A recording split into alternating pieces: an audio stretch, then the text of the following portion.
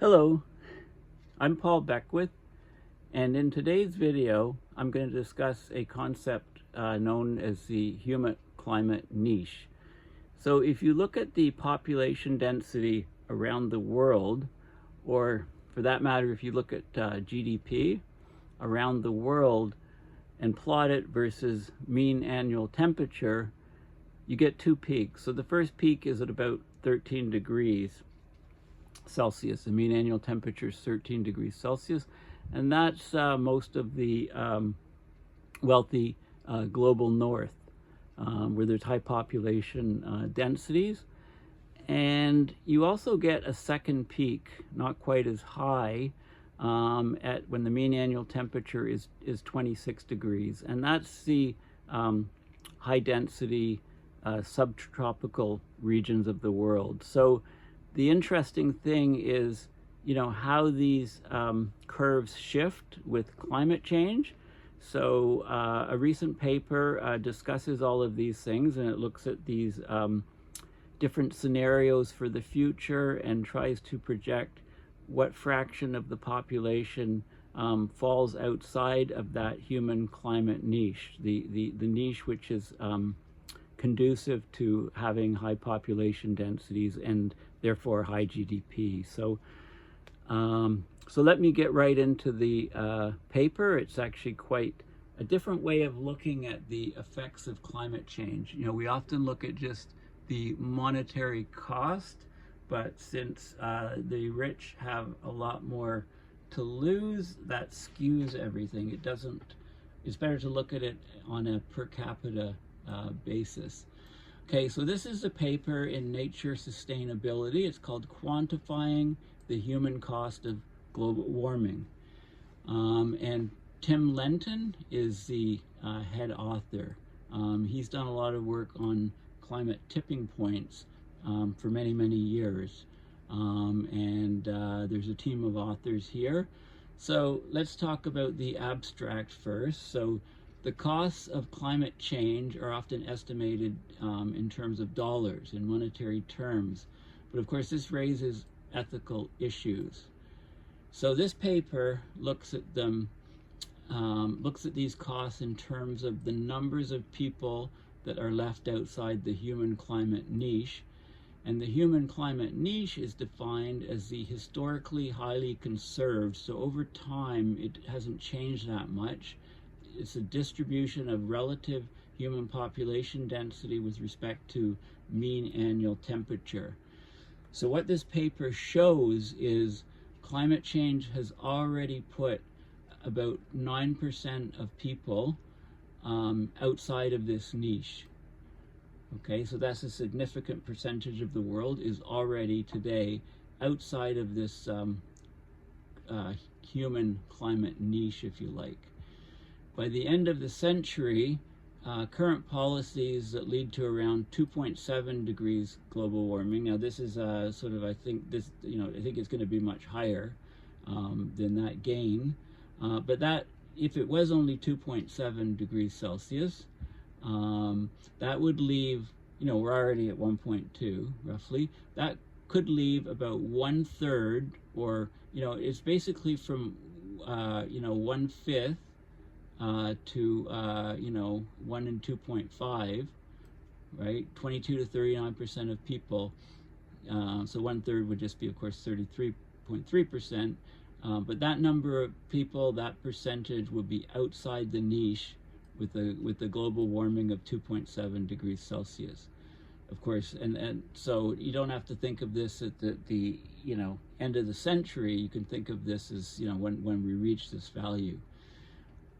If you reduce global warming from that 2.7 to 1.5, and we know that's not possible, that would result in a 5-fold decrease in the population exposed to unprecedented heat. So what they define as unprecedented heat is where the mean annual temperature is greater than or equal 29 degrees Celsius.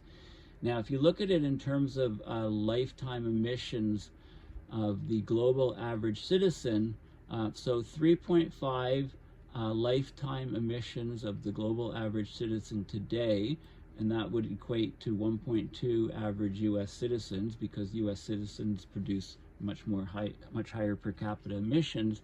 That would expose one future person to unprecedented heat by the end of the century. So to heat that where the mean annual temperature is greater than or equal to 29 degrees Celsius. And that person would come from a place where emissions today are about half of the global average. Okay, so there's a huge inequity here. But this is an interesting way of putting it, like I say, because, you know, looking at the human effects, the human cost, not the monetary cost. Okay, so let's go into the paper. So, you know, despite increased pledges at all these climate conferences and targets to tackle climate change, current policies still leave the world on course for around 2.7, you know, end of century. And like, again, that's, I think it's going to be higher and sooner, and that's, again, above pre-industrial levels, which are defined, of course, as the 1880 to 1910 average, just so you know. It's not the true pre-industrial with the baseline shift. So even fully implementing all 2030 nationally determined contributions, long-term pledges, and net zero targets, we're going to higher temperatures, much higher temperatures. So to have climate justice, you need to look at the social injustices driven by climate change. So what is the human cost of climate change, and who bears it the most?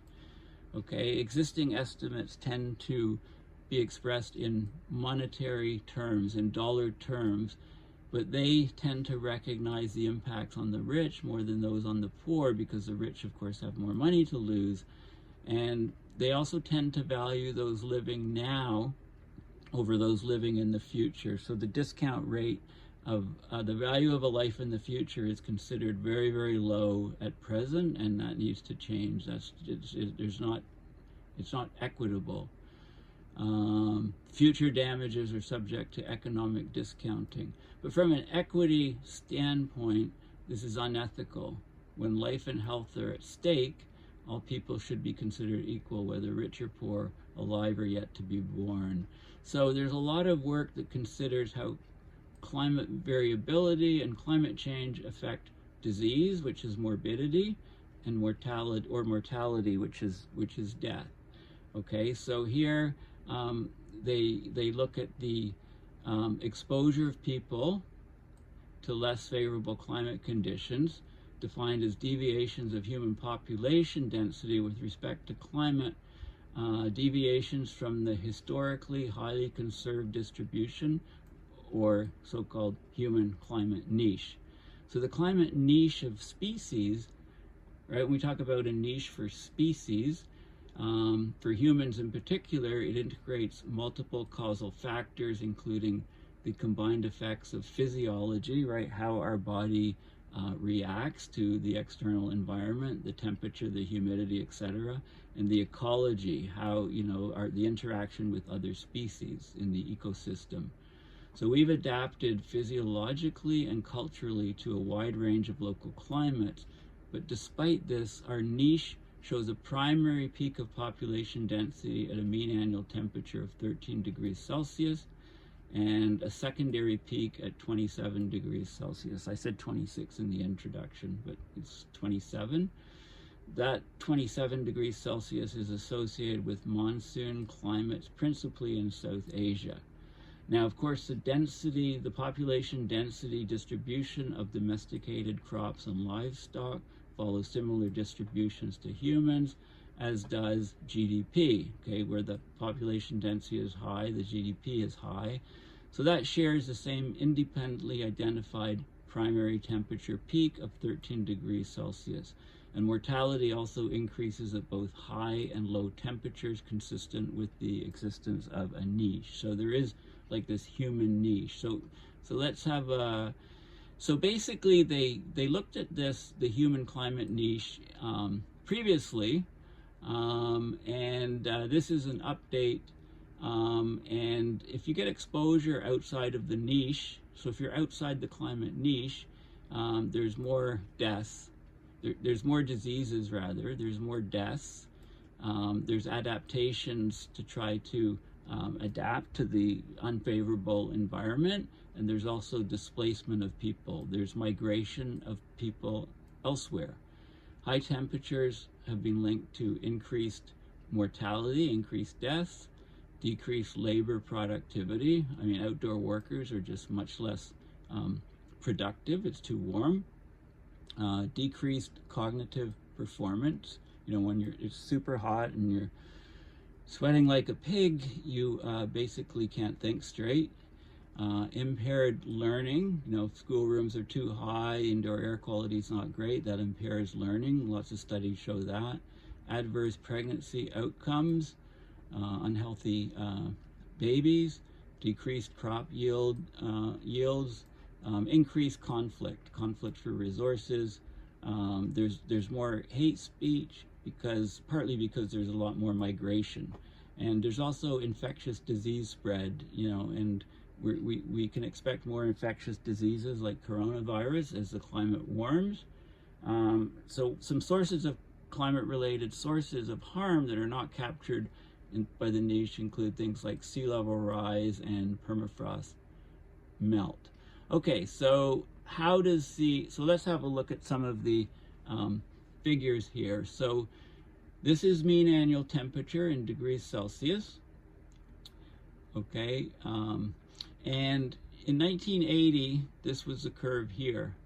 Okay, so there's a spike. This is population density, so it's highest at about 13 degrees Celsius, and that's at areas in the global north that are not too far north. And then it drops down here, and it reaches its minimum, you know, close to, you know, bracketing around 21 degrees or so. And then there's a secondary peak here, peaking at about 27 degrees. And this is, you know, I've already mentioned that, and then it drops off. So if you're outside of that niche, this is the human climate niche, if you like. So it was 1980, the curve, and it shows the 2010 curve. You know, it's shifted. It's shifted to hotter temperatures. The lower temperature has increased, so maybe 13 to 15 or something. And the higher temperature there's more people living at the higher temperature one. That looks more like about 20. That peak's more like about 25 or 26. Okay, so you can see that you can see the curve has shifted, and then if you do the projections into the future, so we've got the purple curve is the 1980, the blue curve is the 2010, and the dashed lines are smooth fits of those curves. So that's basically the human climate niche and how it's changing under climate change, expected in 2030 here. So it keeps moving. The lower peak keeps moving to the right to warmer mean annual temperatures, and also there's some changes in the, you know, the same thing. It doesn't move as much, the warm temperature peak, but the whole curve shifts. So 2030, 2030, 2050, 2070, 2090. So what you can see is, you know, the lower peak moves up to, that looks like about 19 Celsius, and the higher peak, you know, moves, you know, a lot of the population moves past this, you know, the 29 degrees Celsius, which is the unprecedented temperature range where the mean annual temperature is above 29 Celsius. And if you look at these curves in terms of temperature rise, you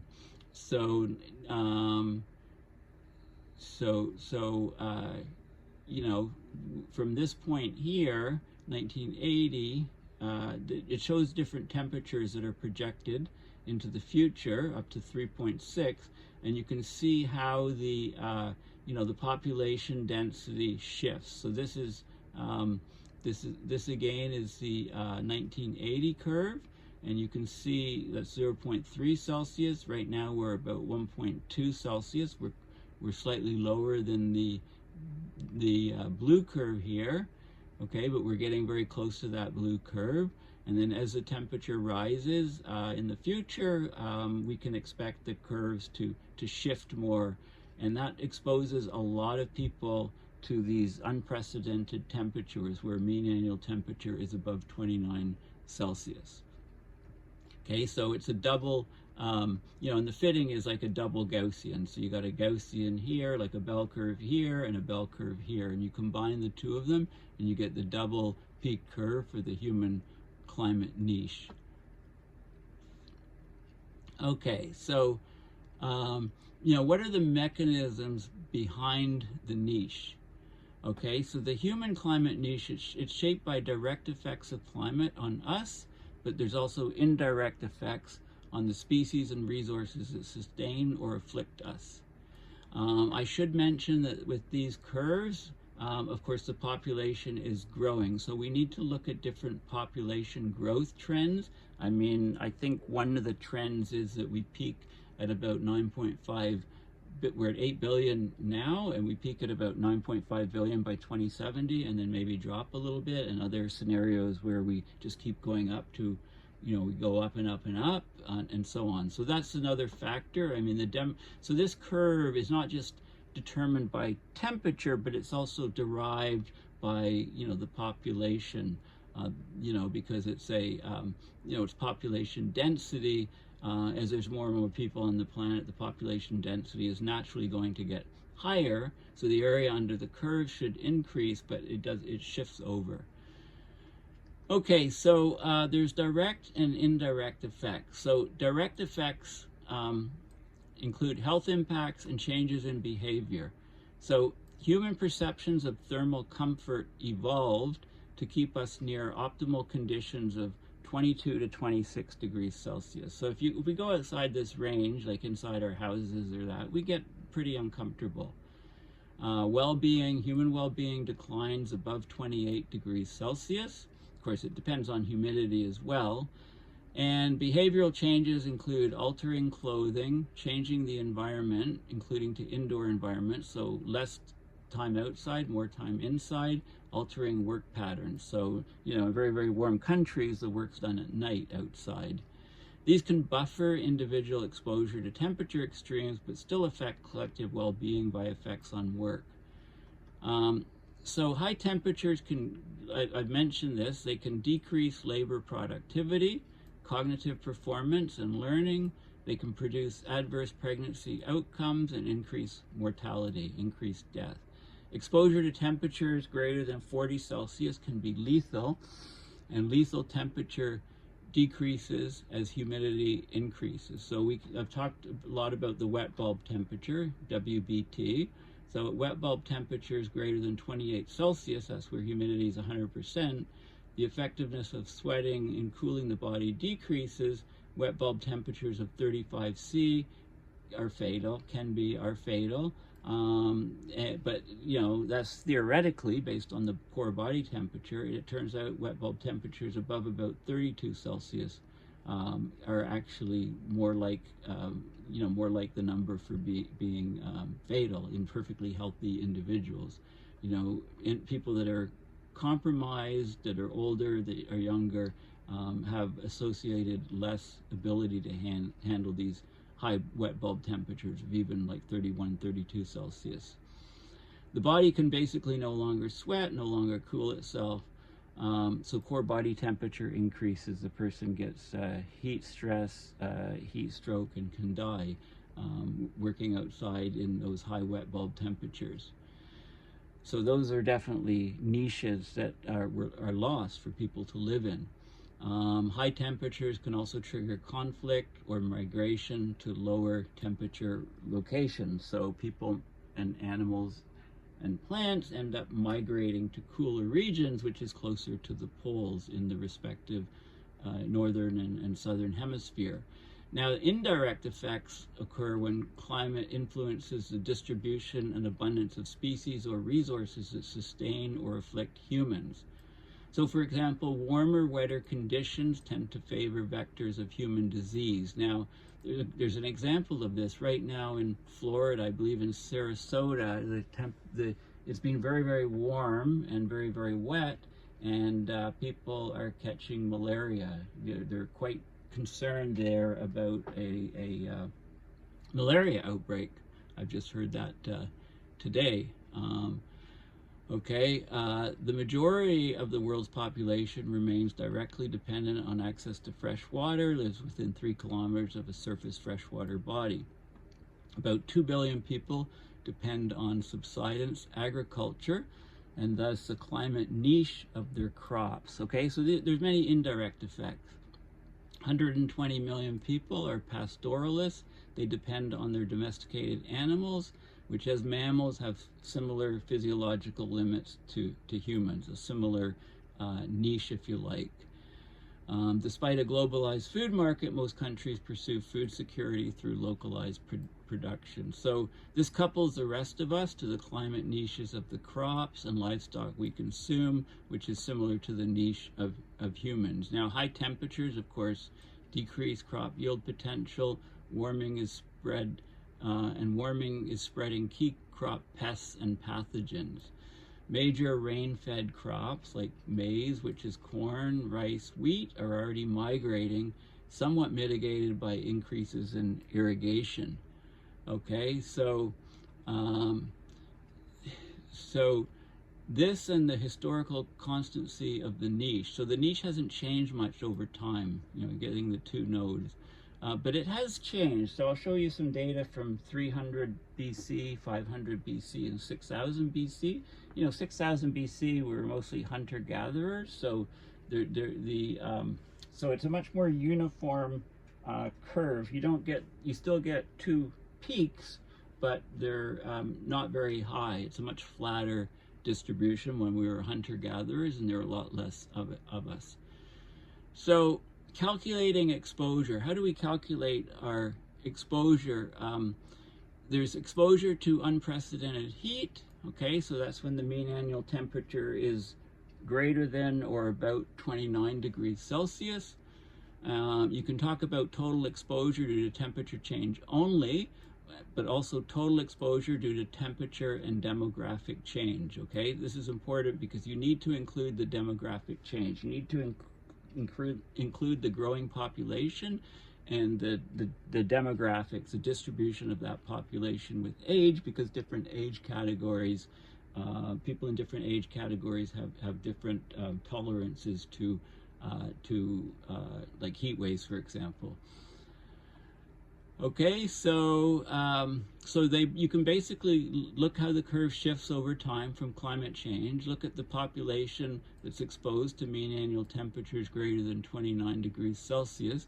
And what we find out is, so going back to those curves, is only 0.3% of the 1980 population, which is 12 million people. So only about 12 million people experienced these conditions, unprecedented conditions where mean annual temperature was greater than or equal to 29 Celsius.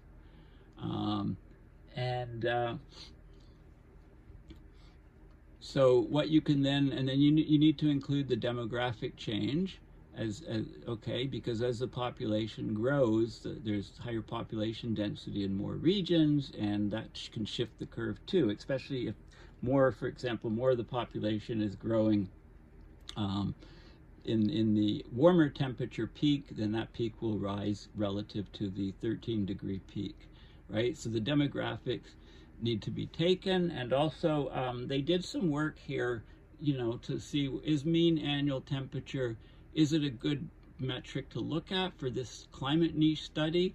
I mean, what about taking mean maximum temperature in a region? Or what about taking wet bulb temperature in a region? So the mean annual temperature is highly correlated with both annual mean maximum temperature and mean annual wet bulb temperature. Okay, so they've done that comparison. They're highly correlated, so it's okay to look at mean annual temperature, and I'll show you some curves, some more data on that. So basically, mean annual temperature is a good proxy for characterizing thermal tolerance. Okay, and then so they looked at changes up to the present, okay, because we've already had global warming of about, well, it's about 1.2 degrees Celsius. So the primary peak of population density is about 13 degrees Celsius. And the second peak is at about 27 degrees Celsius. Okay, so hot exposure, mean annual temperature greater than or equal to 29 Celsius, tripled in percentage terms to 0.9%.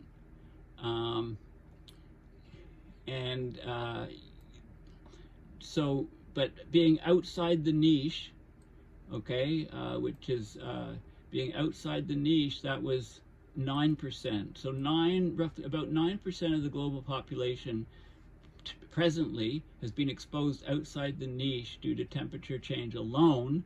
If you include demographic change, that's about 10% of people. That's today versus 1980. Okay, so that's about 624 million people in less favorable temperature conditions around the world. Demographic change adds another 77 million. And then we go to future exposure. So they use the shared socioeconomic pathways, the SSPs, from the IPCC to project into the future. The middle of the road is the SSP 2 to 4.5. It's a reference scenario. Produces end of the century average global warming of 2.7 with a range 2.1 to 3.5. And we're heading up to the higher end, even with this scenario. It captures population growth towards a peak of 9.5 billion in 2070, then declining to 9 billion in 2100. Okay, so hot exposure becomes very significant by 2030 and increases linearly as we continue to warm. We can look at the number of people outside the niches, but I'll do that with the graphs, and also look at you can see the variation across these shared socioeconomic pathways. Okay, so let's have a look. Okay, so you can calculate the number of people, but they're on the graph. So let's have a look at the graphs here. So this is basically population exposed outside of the temperature niche, the human climate niche, following the different SSPs. Okay, so we've got the fraction of population as a percentage and the absolute population outside the niche as a function of year for the different scenarios. Okay, and unprecedented temperatures is when the mean annual temperature is greater than equal to that 29 degrees Celsius. Okay, so this is unprecedented temperature exposure, you can see you can see the projections. Okay, so the projections are fraction of the population. This is relative to 2010, right? And you can see a huge growth in the different scenarios, quite a bit of spread. But in the high-end emission scenarios where we're heading, you can read across here, and we're almost at 40% of the global population has these mean annual temperatures being unprecedented. And if you look at the absolute population in billions, okay, so the population growth changes in these shared pathways, and it actually grows more with the SSP 3 to 7.0, has a much higher population growth, I think to 11 billion people. So this is the absolute population. There's more people, up to almost 4.5 billion people in that pathway, and 3 billion people in that pathway, but the population hasn't grown as much. So anyway, it's like 40% of the population. Now, people outside the niche, that is due to temperature change only, you can calculate those numbers, but you get even higher people when you include people outside the niche due to temperature change from climate change, but also from demographic change, from the growing population and the shift in age distribution within the population, the demographics. You can see the fraction of the population goes up to over 50% of the globe is subject to these really detrimental conditions.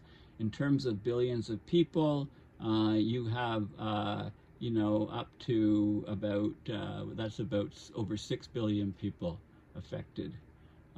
That's about 50% of a global population of about 11 billion in this scenario. In the scenario where you're looking at maybe 9.5 or 9 billion people, you have 4 billion, so not quite 50% are affected. They're outside the niche. They're outside the comfortable climate niche. Okay, so now, as I said, these curves, do control for demographic change. So how do they do that? Larger global populations following the SSPs place a greater proportion of people in hotter places, tends to leave more people outside the niche, irrespective of global warming, right? So you've got these two effects. To isolate the effects of climate policy and climate change on exposure, you can fix a population and its distribution and look at three different options: 6.9 billion, 9.5 billion in 2070, 11.1 billion in 2070 in SSP3. And then look at, so you can just isolate it to just the temperature alone, and so on. They talk about some of the details. Worst case scenarios, focus on a future world of 9.5 billion. When assessing risk, it's important to consider worst case scenarios. Okay, so if the transient climate response to cumulative emissions is high, and it seems to be, current policies could, in the worst case, lead to 3.6 Celsius end of century global warming.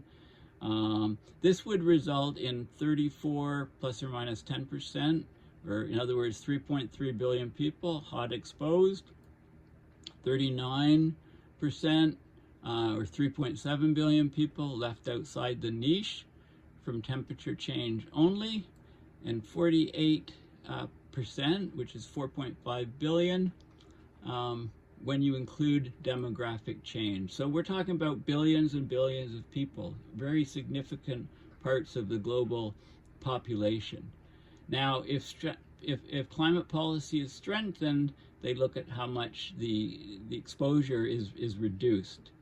Okay, so it's much fewer people that live in these very adverse conditions. This paper is open source, so you can have a look at these details if you like. And then they look at country level exposure. They look at exposure of the, obviously there's a lot of inequalities in how the consequences of climate change on people. The population exposed to unprecedented heat have created, very few emissions. Okay, so then we have, so you can look at relationships between global warming and population exposed outside the temperature niche for the different fixed population distributions.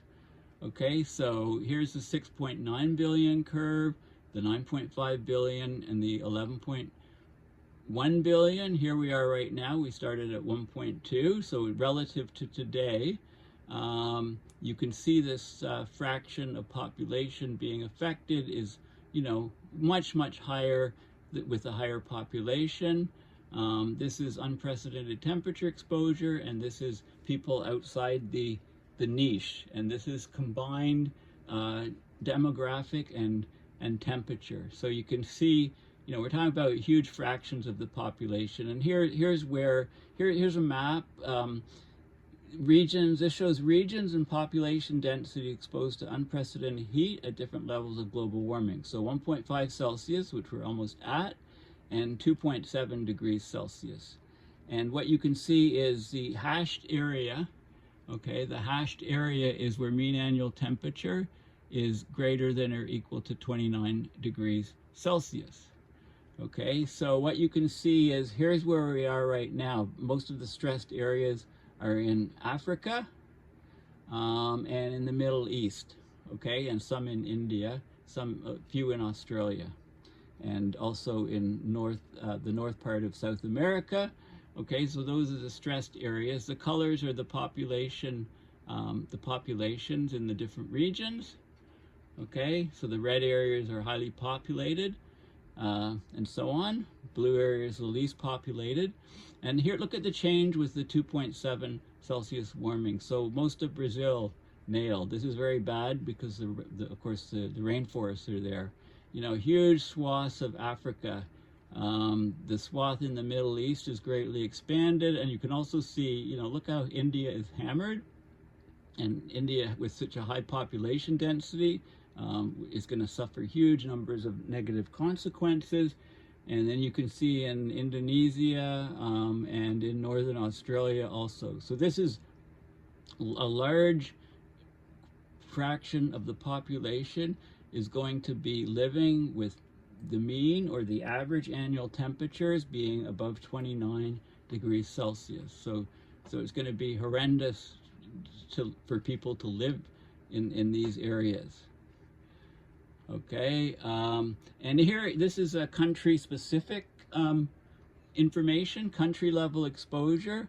Okay, so this is country-level exposure to unprecedented heat, mean annual temperature greater than or equal to 29 degrees Celsius at a 2.7 degrees Celsius warming, which is the dark blue, and 1.5 Celsius, which we're almost at.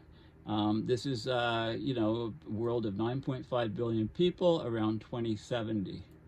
Okay, so what you can see is, you know, the light blue areas with 1.5 Celsius warming. It's 57 countries, 419 million people, 6 million square kilometer area.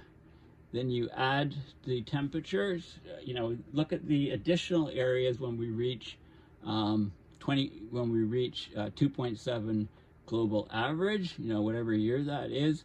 It's 112 countries, about 2 billion people, 22 million square kilometers. India is highest, Nigeria is next by far, and then the scale changes here. So this is exposed population in terms of millions of people, and this one here is the exposed land fraction. So there are a number of countries, Burkina Faso, Mali, Qatar, Aruba, you know, these UAE, these countries are almost all of their land, almost 100% of the country will be exposed to these unprecedented heat, you know, with only 2.7 Celsius of warming. Okay, so it's the top the top 50 countries ranked under 2.7 Celsius global warming, with results for 1.5 overlaid. Okay, so that's basically, that's a key result. Okay,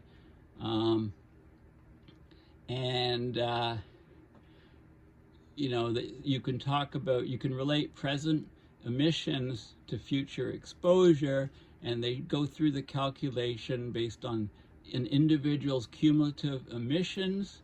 You know, one person will be exposed to unprecedented heat with a mean annual temperature greater than or equal to 29 degrees Celsius for every 460 tons of carbon emitted. And then if you look at the per capita emissions, you can say that would be 3.5 global average citizens with a lifetime of emissions, average lifetime 72.6 years. That's less than the average household, which has 4.9 people, and they'll emit enough carbon to expose one future person to unprecedented heat. And, you know, you can look at it for, you know, European Union, for example, the USA, Qatar, you know, 2.7 average European Union citizens or 1.2 average US citizen emits enough carbon in their lifetime to expose one future person to unprecedented heat. The average citizen of Qatar emits enough carbon in their lifetime to expose 2.8 future people to unprecedented heat. So they're trying to express the results of this in terms of, you know, a per capita or per person basis. Okay, so basically, the discussion, the paper estimates global warming since 1960 to 1990 has put more than 600 million people outside the temperature niche. You know, above the present level of 1.2 Celsius global warming, exposure to unprecedented average temperatures is predicted to increase markedly, increasing exposure to temperature extremes. Okay, this is consistent with extreme humid heat having more than doubled in frequency since 1979, associated with labor loss of 148 million full-time equivalent jobs. Exposure in urban areas increasing for 23% of the world's population, right? Because we have these growing urban heat islands, so cities are a lot worse. The total urban population exposed has tripled, and this is due to demographic change, but also due to migration patterns to the big cities. India and Nigeria already show hotspots of increased exposure to extreme heat due predominantly to warming, consistent with our prediction that they are at greatest future risk. And then some other emerging economies, Indonesia, Pakistan, Thailand, they dominate the total population exposed to unprecedented heat in a 2.7 Celsius warmer world. Okay, so let's have a look at some of the other data. So this shows exposed population in millions here, and it's a logarithmic scale, and that's to this is emissions per capita here. It's tons of carbon equivalent per capita per person per year. And then the poverty rate quartile is the different colors here, and you can see the exposed population is huge in India and Nigeria. The top emitters are, you know, places like Qatar, and here's the U.S. There's not so many people exposed, but they're a very, very high emitter. Okay, so that's another way of looking at it. So some of the methods, they show some, you know, how they go about and do all the calculations and the details. All the data is available on links. And then there's some extra graphs at the bottom, and I just want to talk about them briefly.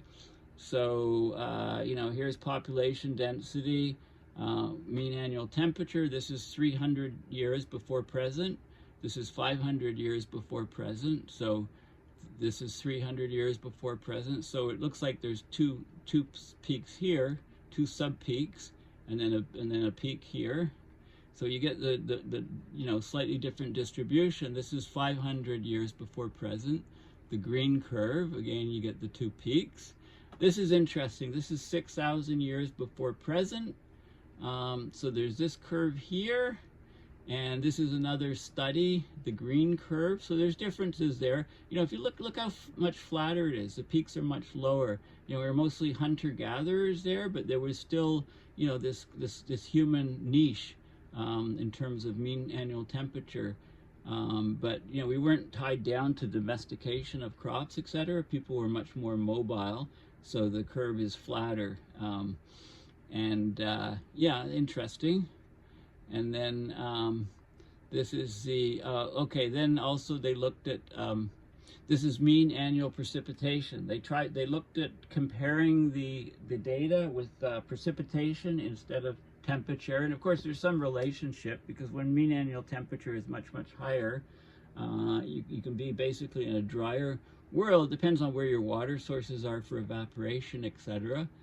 But this is the temperature niche minimum, right? If you look at the curve here, 1980 and fitted, look at the minimum here of the curve. This is between the band. So this is between 19 and 24 Celsius is the minimum. There's the least population density, you know, in the curve. Of course, there's okay, when temperatures are very cold, they're very, very warm, there's not many people living in those regions. Not many in this region, because why? Well, this is the hash marks, and this is mostly the deserts of the world. So where the mean annual temperature is in this range, it's mostly the deserts of the world, so there's low population density. So that's all that shows. And this shows what they do to calculate the niche displacement. So you've got a reference climate. You've got a double fitted Gaussian here. You got your data, and then you double fit to a Gaussian. Then you get your reference climate and reference distribution, and then you get your future climate here from the climate models, how it's going to change, and you get the distribution, and then you take the difference to get the niche displacement from climate only. And if you do a future climate, you get the future climate from demographics as well as temperature increase over different parts of the earth, and you do a Gaussian, fit it in here, and the difference is the niche displacement induced by climate and demography combined, so you get the final result. So that's kind of the workflow that they do.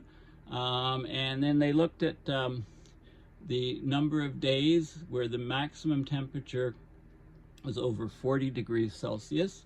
So, and then they plotted mean annual temperature and then the number of days, and you get this type of distribution. So if the mean annual temperature is low, you hardly get any days over 40. But as you get up to, there's a break point here, which is very interesting. This is about 26, 20, 27, 28 degrees. You get a break point where the curve rockets up. So if the mean annual temperature is over this, then you have days over 40. And this is wet bulb temperature, looking at the same thing with wet bulb temperature. So basically they showed that you can use mean annual temperature. You don't have to go to the maximum or the wet bulb because there's good correlation between them all. This is some more of their data, where the curves are derived from. Populations, depending on the demographics and how it changes, they look at the sensitivity to that. And I've covered all these sort of graphs. And then there's the temperature niche. This is 2.7 Celsius of warming. The niche displacement. Less people in these regions, more people in these regions. So there'll be a lot of migration to the green areas from the red areas around the world as temperature continues to warm. And then if you include precipitation, it can change the curve. And then, so yeah, they've got all these different scenarios to calculate it. So anyway, it's a very interesting paper. Okay, so in summary, they're trying to look at the human cost of global warming, the effect on people, not a monetary cost, but they define this human climate niche where people like to live, and look at the number of people over time that live in this, with mean annual temperatures, the distribution. And then with climate change, they look and demographic change, they look at how the curve shifts. And then they look at people the number of people, the population density of people that are living with mean annual temperatures above 29 Celsius. And they say this is very uncomfortable for people. They're outside the niche, and they have all of these direct and indirect effects on their life, basically. So yeah, this is talking about they looked at reconstruction from 300, 500, and 6,000 years before present, and basically the curves were flatter because of we were mostly hunter-gatherers. The reasons for creating the bimodal distribution weren't so strong back then. We weren't tied to a location because of the domestication wasn't a thing then. Okay, so very interesting paper, and yeah, thank you for listening. Please consider going to my website, paulbeckwith.net, and making a donation to my PayPal account. So thanks again, and bye for now.